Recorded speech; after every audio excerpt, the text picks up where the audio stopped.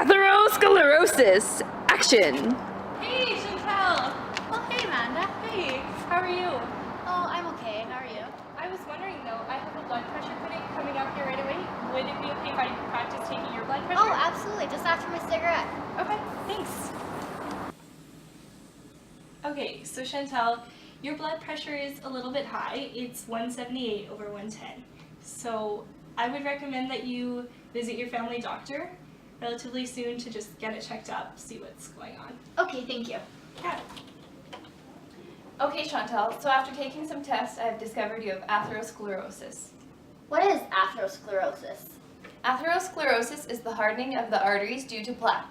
The plaque will change the elasticity of the arterial wall. Now, after looking at some risk factors that you have, I have discovered that your older age, some family history, elevated cholesterol, smoking, and your BMI falling in the obesity range has increased your risk and shown maybe some symptoms, because usually symptoms don't show until 20 or 40 years later, but you can have atherosclerosis when you're younger. How serious of a disease is atherosclerosis? Well, unfortunately, the complications of atherosclerosis affect or account for 32% of deaths in Canada per year. But luckily we were able to notice this and diagnose you early, because there are not many signs, as I said before, but it can lead to heart attack or stroke. How does atherosclerosis lead to stroke or heart attack? Well, to further explain this, I'd like to show you what a normal artery looks like and then show what the effects of atherosclerosis has on it. Here we have a normal artery, which contains the intima, which is the inner layer, and that has the endothelium lining in it. Also, we have the media, which is the middle layer, and that contains smooth muscle. So in normal homeostasis, the blood should flow smoothly through the artery, allowing the red blood cells to carry oxygen to all parts of the body. A key concept in atherosclerosis is lipoproteins. We have low-density lipoproteins and high-density lipoproteins. The LDLs carry cholesterol to the tissues for use, and the HDLs transport excess cholesterol back to the liver for excretion. In normal homeostasis, we have an equal ratio of LDLs and HDLs. In atherosclerosis, we have excess LDLs and not enough HDLs. In atherosclerosis, the endothelial cells become damaged due to the risk factors such as hypertension and smoking. This will cause LDLs to accumulate and oxidize in the hostile inflammatory environment. As a result, neighboring cells will become damaged and attract macrophages. The macrophages become enlarged with LDLs and transform into foam cells. These foam cells will then form into a fatty streak. The smooth muscle starts to grow and migrate into the intima, and the space becomes thick due to the smooth muscle and foam cells. A foam mixture forms and starts to coagulate, which eventually forms the plaque. The plaque is made up of smooth muscle cells, LDLs, and inflammatory debris. Therefore, atherosclerosis disrupts homeostasis by decreasing the blood flow, thus decreasing the amount of red blood cells carrying oxygen to the body. So as the plaque thickens, it will become unstable and can be prone to rupture. This causes little parts of the plaque to break off and flow into the bloodstream.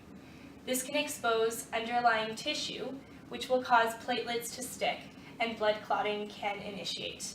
The blood clotting can eventually spread to the entire artery to block it all off, and both this blood clotting and rupturing can be major causes for heart attacks and strokes. So the blood flow is decreased. So Chantal, do you understand atherosclerosis a little bit better now? Yes, I do. It's a very serious disease. Is there any treatments or cures? Unfortunately, there's not any cures to this disease. However, there are some preventions that we can do to reduce the risks and symptoms of it.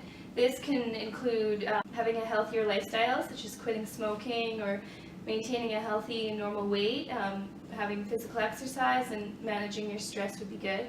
Also, some medications you can take that'll slow the buildup of plaque, and also some that can stop blood from clotting. And luckily in your case it's not that serious, but if it were, there are surgeries such as angioplasty that you can have. Okay, thanks. No problem. Man, I need a cigarette. No, Chantal, you're better than that. You're right. Atherosclerosis is the hardening of arteries due to plaque, affecting the elasticity of the arterial wall. Some risk factors include family history, older age, elevated cholesterol, smoking, obesity, diet, and lack of exercise. The signs and symptoms of atherosclerosis typically do not become evident for 20 to 40 years. Due to risk factors, the endothelium lining and smooth muscle become damaged and cause more LDLs to be released. This stimulates inflammation, attraction of macrophages, and the formation of foam cells. The foam cells will form the fatty streak. Over time, the smooth muscle and fatty streak will grow, coagulate, and form plaque.